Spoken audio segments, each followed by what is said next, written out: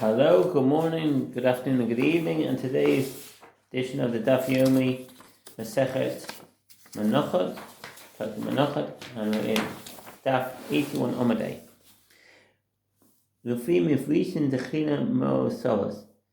Rabbi here explains, and does one separate an animal as a leftover above nisho? So what's the footnote say? A prohibition against separating an animal as a leftover offering applies to cases such as this one, where one would separate an animal with its loaves in a situation of uncertainty and stipulate in a certain circumstance it should be a leftover offspring.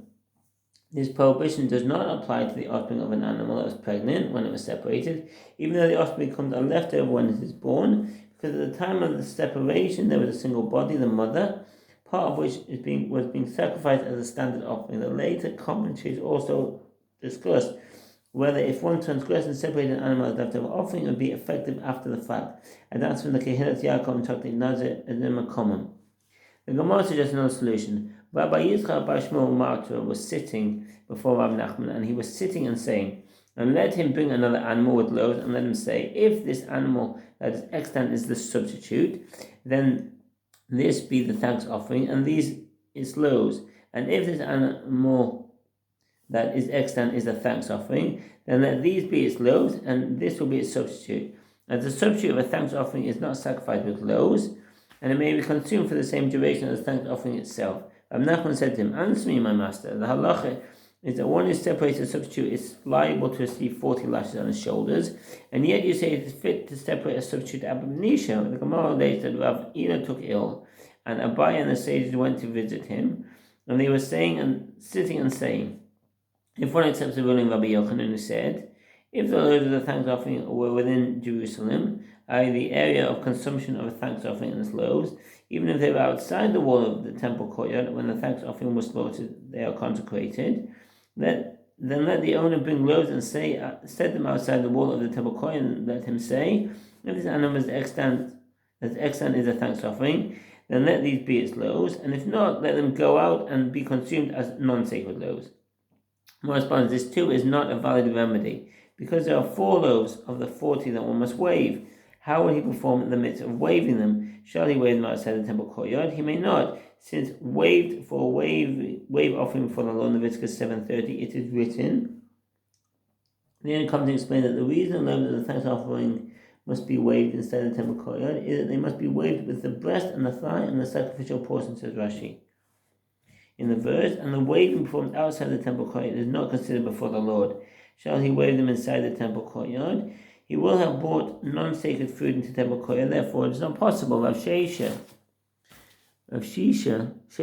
son of Rav Idi, objects this. If one accepts the ruling of Hizkiah, who said with regard to a thanks offering that one slaughters and accompanied 80 loaves rather than quite 40 of the 80 loaves are consecrated, and then let the owner bring an animal and let him bring 80 loaves with it. The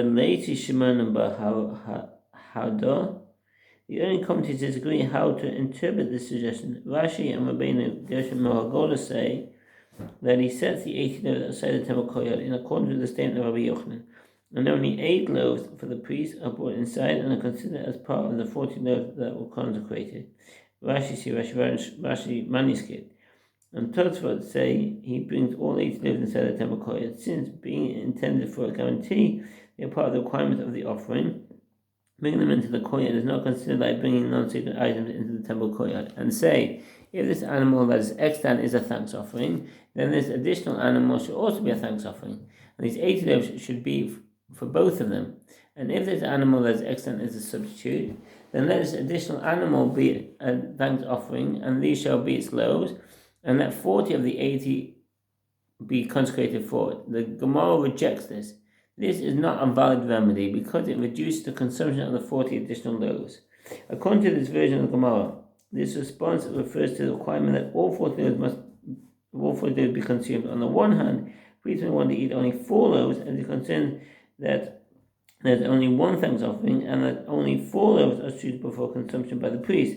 On the other hand, the owner may not consume the remaining 40 loaves of the 40, because both offerings might be thanks offerings, in which case 8 loaves must be eaten by the priest. Consequently, 4 loaves are left unconsumed, says Rashi.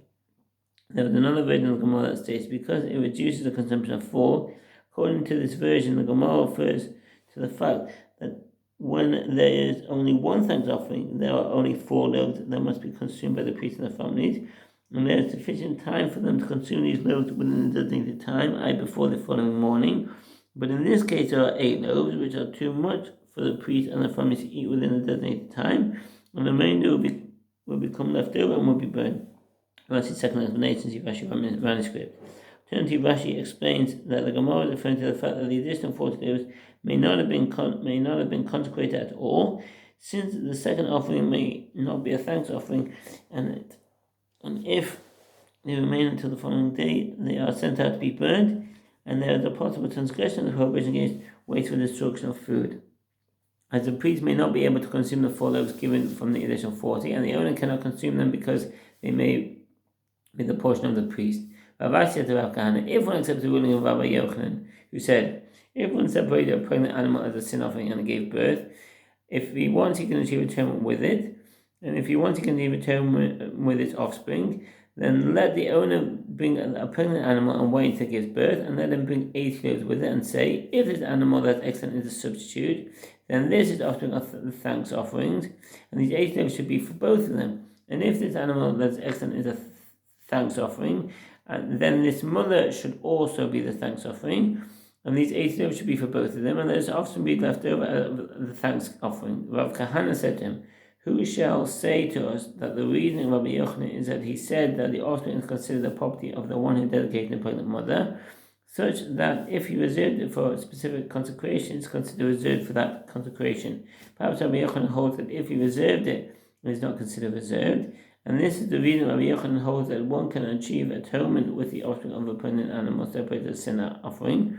As he said, a person achieves atonement with the enhancement of consecrated property, such as the offspring of an animal that was consecrated when pregnant. Ravina happened to come to Dimhoria.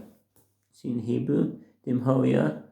Rav Dimi, son of Rav Dunya from Dimhoria, said to Ravina, and let the owner bring an animal and say, it is incumbent upon me to bring an animal for a thanks offering, and let him separate this animal in fulfillment of his vow, and let him bring another animal, and let him bring 8 slaves with it, and say, if this animal that is extant is the substitute, then these 2 additional animals are thanks offerings, and these 8 slaves should be for both of them.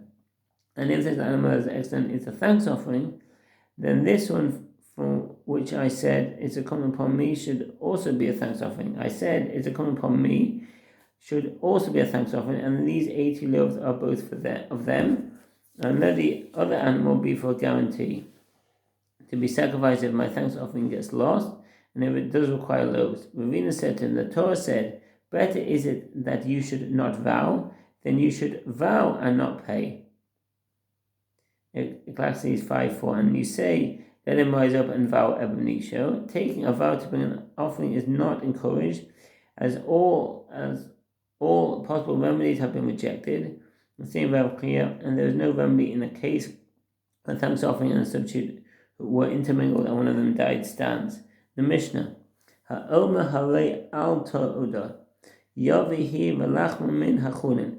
One who says it is common upon me to bring a thanks offering must bring it and is load for non-sacred money in his possession and not second tithe money. Since he said it is common upon me, bringing the obligation is an obligation, and one may not fulfill an obligation with second tithe money. One who vows to bring an offering may not purchase with second tithe money, because he rendered himself obligated to bring this offering, and one who is obligated to bring an offering may bring it only from non-sacred items. That's from Rabban Sefer Vod Hilchot Masech Bonus 1615. That's the end of the Omid. Thank you for listening, and all the best. Bye.